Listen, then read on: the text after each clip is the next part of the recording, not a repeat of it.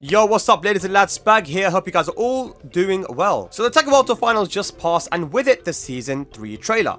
We saw Kunimitsu and Bob making a return, as well as Roger Jr. returning, with his last appearance being in Tekken Tag 2. The Roger trailer honestly was really funny because they said Australia, everyone thought it was going to be Marduk, I thought it was Marduk, but it ended up being Roger, which I'm super excited about because I used to play that character back in the day, and had a lot of fun with him in Tag 2. So yeah, good bait, very good trailer, enjoyed it. And looking forward to those characters making it into the game. However, what most players of Tekken were concerned with was the balance. Will Namco give the people what they want, or will the game continue down the same path as Season 2 with bloated mix-ups, stance transitions, and little to no counterplay? Then the phrase pops up, back to basics.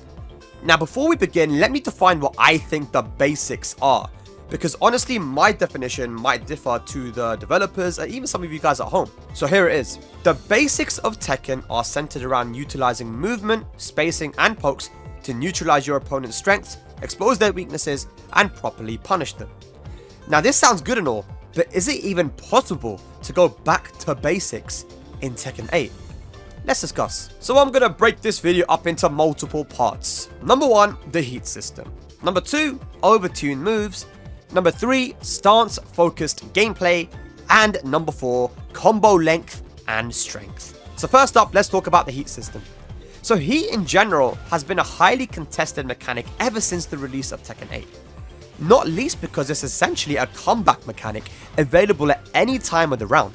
So people use it at the start of a round, apply so much pressure and damage that the round is essentially over unless you yourself can get your heat off as well.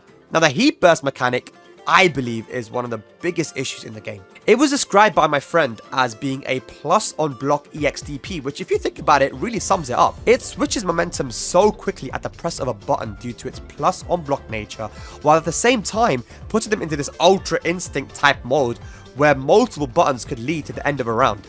Even in combos, this can be used and allows you to have that heat pressure post combo. Heat engages are such right now that players are going to be constantly looking for them. The game is built around them almost, and the moves that are given heat engager status themselves are very easy to throw out with very little risk. Think of like Devil Jin or Jin forward 4-2. Now we can't go back to basics if the game rewards players for constantly looking for these high interaction moves. Heat dash causes further complexity when you have to consider the strong moves become even stronger and become launches in heat. Think about Yoshimitsu's forward 1+2, which is a long-range mid that tracks to Yoshi's weak side of sidestep left and becomes a launcher and becomes +5 on block. Now, we can't go back to basics if heat dash is going to stay the same. I believe that heat dashes cannot be the way that they are now. They cannot lead to a combo, not least because when you do a heat dash combo, you're -3 in hits. So basically, those combos last forever as well. Heat smashes are a whole different issue. We still have heat smashes in the game that wall splat, such as Heihachi, Jin, Yoshimitsu, Leo, Law, and Hwoarang. Now, obviously this is really strong, way too strong actually, and have to be nerfed. But the rest of the heat smashes right now, I believe every single other heat smash also leads to stage interactions. So if you think of Asuka Kazama, for example, hers breaks the floor into a full combo, Brian's breaks the floor into a full combo, which is kind of messed up because he has a way to make it unblockable with a taunt heat smash, right? Now these are obviously a massive issue, and I believe that heat smashes need to be nerfed quite considerably. Not just the ones that wall splat currently, but also the ones that lead to stage interactions, because again, heat is available at any time of the round. This is not like Tekken 6 and Tekken Tag 2, Tekken 7, where your comeback mechanic such as Rage or your Rage Drive was only available when you were about to die. Now I believe in order to go back to basics, there has to be a rehash of the heat system and how overwhelming it can be round after round after round after round.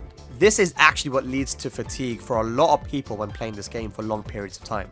Alrighty, moving on, we have Overtuned Moves. So the title here is pretty self-explanatory. Tekken 8 brought with it many moves that are easy to use, have high reward, but very little risk. These moves generally have limited counterplay as well, so think Lars Den 3, which is a long-range homing mid that's plus on block, forces you into a mix-up situation that you can't alleviate using movement.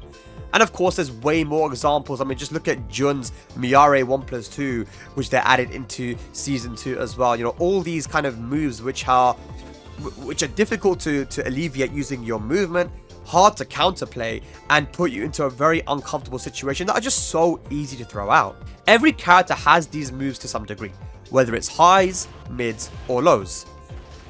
And these moves need to be toned down considerably in order to go back to basics, because as they are right now, these moves lead to way too much reward with very little risk. And they remove character weakness and identity, which I think is a very, very important point. I mean, just look at what they did with Hwoarang, right? They added in a homing, high crushing low, which alleviated multiple of his weaknesses. It just completely got rid of the weakness that he had. He found it difficult to high crush, so he was kind of weak to jabs. And he kind of had an issue with tracking as well. Now you add a tracking low that high crushes, you basically fix two of his weaknesses, right? So there's so much that needs to be done when it comes to the moves. And I think these really, really easy moves to throw out that lead to just massive reward, those need to be toned down if we're ever going to go back to the basics. So if you want to play the poke game, it's really, really difficult in Tekken 8 because Tekken 8 has moves that are supposed to be steppable, but you can't sidestep. How can we go back to a 3D basic game while these moves exist? So let me just show you a few examples. So Jin's Laser Scraper. This move right here, back in the day, it kind of tracked to his weak side, but you could sidestep it the other way. Now, even Lily, the character that has the best sidewalk in the game, cannot step this to either direction. Having a move like that is just so boring and like very, very difficult to work around in a game which is supposed to be 3D and supposed to emphasize that lateral movement. And then we look at Elisa. Elisa's a whole different story, but her Power Crush, some reason, tracks both sides as well. So going back to basics means we have to get rid of moves that were given these crazy tracking properties so that we can play the 3D game that makes Tekken unique. So next up is stance-based gameplay. Now, ladies and lads, this is a very important point.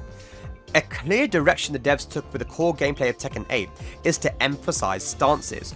Characters that didn't have stances before now have stance-focused gameplay. Think about Jack, for example. Jack 8, back in the day, Jack was a character that you had to poke and utilize your timing with. He was very fundamental to a degree, right? But now you have to utilize the Gamma House stance that was introduced, where he now has this stance-focused gameplay. You can't play the old style of Jack anymore because the pokes were nerfed. The 2-jab, the down back 1, forward crash down back 1, forward 1.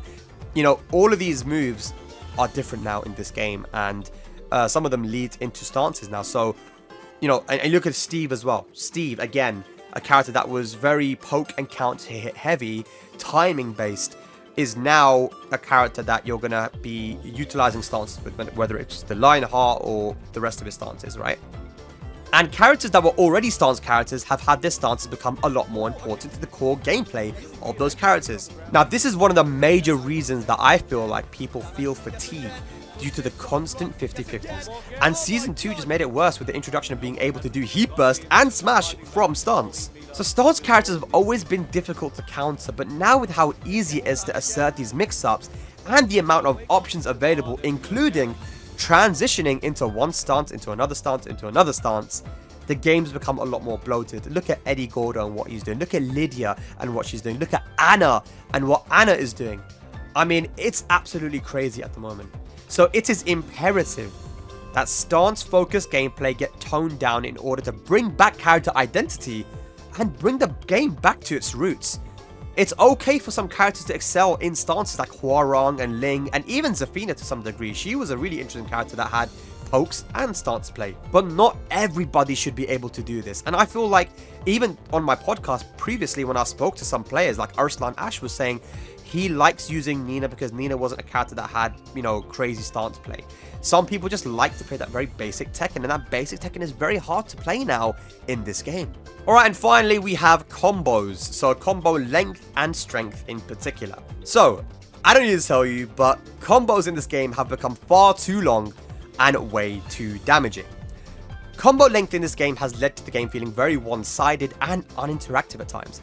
Why do I feel like I'm watching a whole ass cutscene when certain characters hit combos, man? In my opinion, Heat Burst should not lead to a bound because right now we have Strong Aerial Tailspin, Heat Burst, and Tornado as 3 different combo extenders. In the past, there weren't any combo extenders until Tekken 6 brought in Bound and Tekken 7 with Tailspin. But in Tekken 8, with all the combo extenders, you're pretty much guaranteed to find the wall with a simple combo. And even if you get a side wall splat, Heat Burst saves the combo. So think about it, guys. Tekken 6 just had Bound. Tekken 7 just had the Tailspin. But in Tekken 8, you have Heat Burst, Strong Aerial Tailspin, which you can use multiple times, by the way, and you have Tornado. 3 combo extenders in this game compared to 1 in the past. I said this before, but Heat Dash should never lead to a combo. Heat Dash combos start your hit count at -3, so you might as well put your controller down, make a cup of tea, because you're going to be in the air for a long time. Again, very boring, very volatile thing to deal with as well, considering that a lot of the moves that come out as a Heat Dash combo are quite hard to counter as well and are really easy to throw out. Spike combos also lead to a very uncomfortable and snowbally type of offense. Not only did they do a lot of damage, but now being rolled or flipped over just after the combo puts you 1 mix-up away from death at times. Since Season 3 Tekken 7, you were able to get both max damage and Oki from 1 combo. So in the past, if you look at Tekken 6 or even Tag 2 and before that, I guess, you had to choose between max damage combo and losing Oki, or keeping Oki, your mix-up after the combo, but sacrificing damage. Now, you know, you have characters with spike combos that do max damage and give you Oki, and it's just so crazy at the moment. So I believe that going back to basics also requires a drastic change to the combo system. Now, there are things I didn't speak about, like installs, but generally, I do think the points that I did talk about are things that absolutely need to be touched if the game is ever going to go back to basics. So, is it a catchphrase with no meaning, or is it a clear intention to take Tekken back to its glory days? I mean, I'm just thinking about it now, and Tekken 8 as it is at the moment, to go back to basics, I mean, I really hope, by the way, that it's not a bait and it's just a catchphrase, because that would make a lot of people very upset. But back to basics really just sounds like they're trying to say, okay, now you're not going to get like Okizeme off of really hard moves. I mean, we saw the Asuka down 1+2 into the forward 2, which has been around for a long time now, but has been nerfed now, so she doesn't get the Tooth Fairy forward 2 now as a flip over. That shows me good intention, that they're trying to fix the volatility of the game. But then on the other hand, I saw new moves added in which do you know, damage and are from stances. So again, if we can touch the things that I spoke about, stances, combos, heat, and these overtuned moves, then I do think that we're going to get to a position where, the game will be better than Season 1. Back to basics is going to be hard when heat is the way that it is right now. That's my honest opinion. I think that heat as a mechanic, as a system, as it is now, it doesn't lend itself very well to the game being basic. The game is very complicated because of the introduction of heat. But I'm excited to see what they do. If they're saying that they're going back to basics, then I want to see what that means. I want to see what they do going into Season 3. But we're going to have to wait, and we will find out in March. Anyway, guys, that was my video. If you enjoyed it, please drop a like and a comment as well. Let me know what you guys think as well, what the basics of Tekken are to you, and what you want to see done in Season 3. Anyway, guys, I've been Spag, and I'll see you next time. Take care. Peace.